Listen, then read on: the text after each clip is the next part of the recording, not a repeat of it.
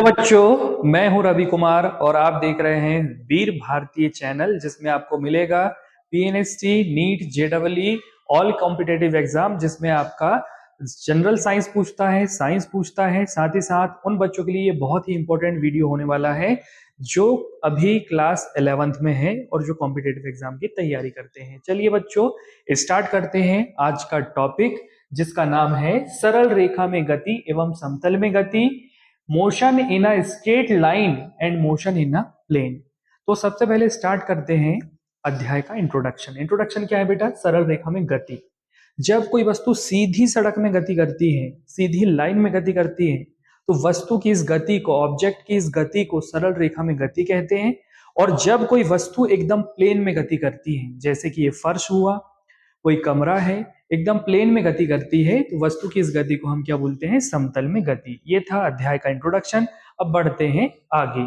First question है बच्चों, निम्नलिखित में से कौन सी राशि अदिश है? तो अदिश और सदिश यानी कि स्केलर क्वांटिटी और वेक्टर क्वांटिटी होती क्या है, सबसे पहले हम इसके बारे में बात करते हैं।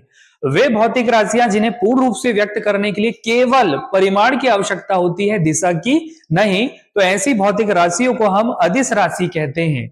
और वे भौतिक राशियां जिन्हें पूर्ण रूप से व्यक्त करने के लिए दिशा और परिमाण दोनों की आवश्यकता होती है, तो ऐसी भौतिक राशि को हम सदिश राशि कहते हैं।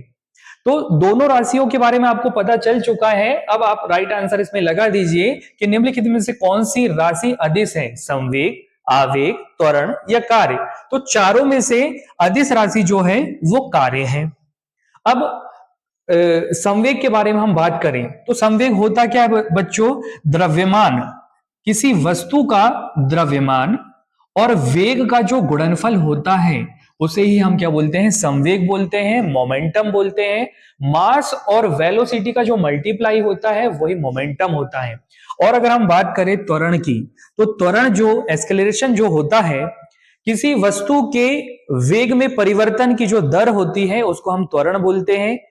तो ये थी कहानी आज की कि निम्नलिखित में से कौन सी राशि अदिश है। तो कार्य कैसी राशि है बच्चों? अदिश राशि है। अब जल्दी से कमेंट करके बताइए कि आवेग होता क्या है।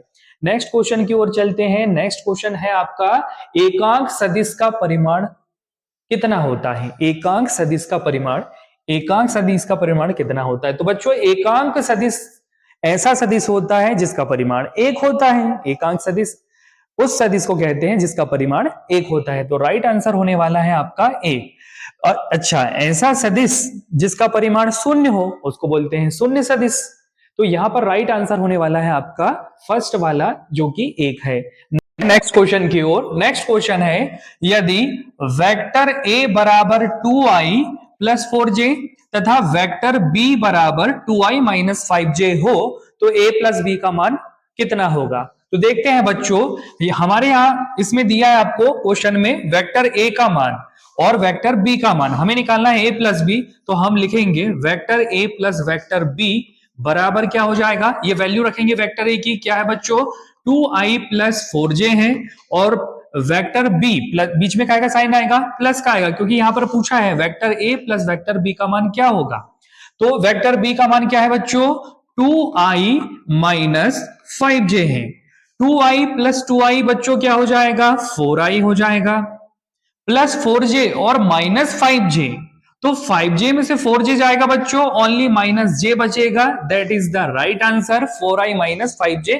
ऑप्शन में देखिए, ऑप्शन नंबर 3 है आपका right answer, 4i minus 5j। Next question की ओर चलते हैं। तो ये रहा आपका next question, mod of vector A plus mod of vector B, mod of vector A plus B बराबर mod of vector A minus B हो तो ए तथा बी के बीच कोण कितना होगा? तो बच्चों, ए और बी के बीच का कोण होगा 90 डिग्री का। नेक्स्ट क्वेश्चन ये रहा। नेक्स्ट क्वेश्चन है आपका, किसी कण पर दो बल कार्य कर रहे हैं। एक बल है आपका 5 न्यूटन का और दूसरा बल है 7 न्यूटन का। कण पर न्यूनतम परिणामी बल कितना होगा? तो कण पर न्यूनतम परिणामी बल होगा बच्चों 2 न्यूटन का होगा। नेक्स्ट क्वेश्चन की ओर चलते हैं। नेक्स्ट क्वेश्चन ये रहा, vector A cross vector B बराबर कितना है? 0 है। जब vector A cross vector B बराबर 0 है तो फर्स्ट पूछ रहा है ए और बी कैसे होंगे, लंबवत होंगे, या फिर ए और बी के बीच का कोण 60 डिग्री होगा, या फिर ए और बी समांतर होंगे, या ये सभी जो कथन है वो असत्य है। तो राइट आंसर है बच्चों इसका ए और बी समांतर होंगे। दो कंडीशन बनती है बच्चों वेक्टर की। अगर vector A dot vector B बराबर 0 है तो ये दोनों जो सदिश है, दोनों जो वेक्टर हैं, ये एक दूसरे के परपेंडिकुलर होंगे, एक दूसरे के लंबवत होंगे। चूंकि क्वेश्चन में बोला है vector A cross vector B बराबर 0 है तो ये कंडीशन बनाती है कि दोनों वेक्टर एक दूसरे के पैरेलल होंगे यानी कि समांतर होंगे। इस हिसाब से आपका आंसर सही होगा, वेक्टर ए व बी समांतर होंगे। अगला क्वेश्चन है बच्चों, एक कण आर त्रिज्या के वृत्त पर, एक कण आर त्रिज्या के वृत्त पर एक समान कोणीय वेग ओमेगा से घूम रहा है। एक कण आर त्रिज्या के वृत्त पर एक समान कोणीय वेग ओमेगा से घूम रहा है, इसका रेखीय वेग कितना होगा? तो बच्चों रेखीय वेग होगा आर इंटू ओमेगा, स्पर्श रेखा के अनुदिश होगा। अगला क्वेश्चन ये रहा। अगला क्वेश्चन है बच्चों, किसी प्रक्षेप को प्रक्षेप पथ के शिखर पर, किसी प्रक्षेप को प्रक्षेप पथ के शिखर पर वेग तथा त्वरण की दिशाएं क्या होगी? तो इस क्वेश्चन का आंसर देने से पहले कुछ एक्सप्लेन करना चाहूंगा, आप ध्यान से सुनिए। प्रक्षेप गति होती क्या है?